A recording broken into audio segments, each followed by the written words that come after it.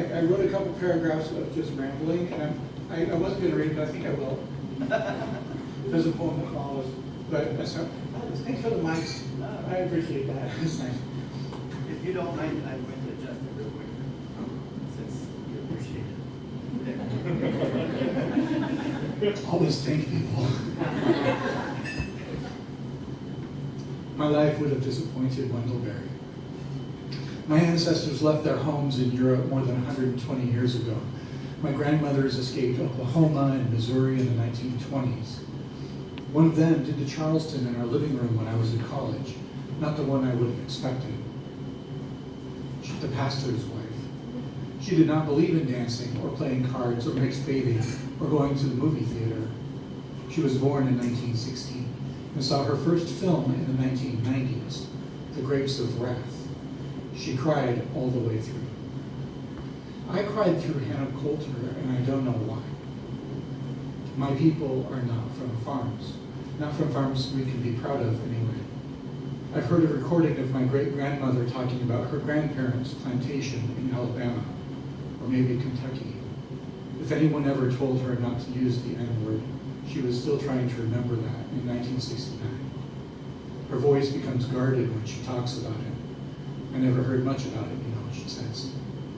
My people are travelers, and I have become a traveler. I don't even garden. I can't remember if I've ever eaten a thing that I have planted. Hannah Coulter didn't make me want to be a farmer, but it made me wish I had been one. I don't even garden. I can't remember, okay, sorry. I hate to write, but I love having written. I wish I had written like Wendell Berry, like this. My people have been travelers always. Left Europe with a leather suitcase full of Mama's sterling silver, a couple of old photographs, and a Swedish Bible. Immigrants, all of them, with thick accents and odd customs. Ice doesn't bother Swedes.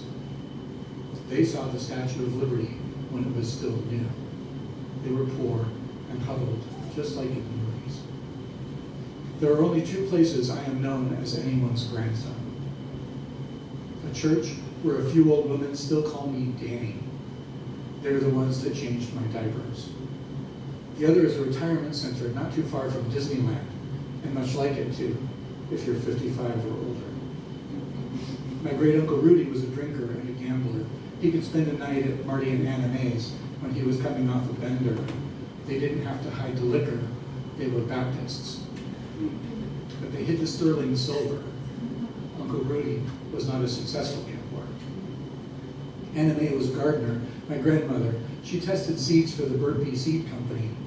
When a beautiful volunteer plant grew in the corner of the garden, she potted it and took it to church to give to a friend. She didn't know it was a sativa indica hybrid called Acapulco Gold. Their house in Long Beach was the closest to a homestead we ever had. When they sold it in 1994 and moved into old folks Disneyland, my grandfather unbolted his old vise from the workbench, and we became rootless again.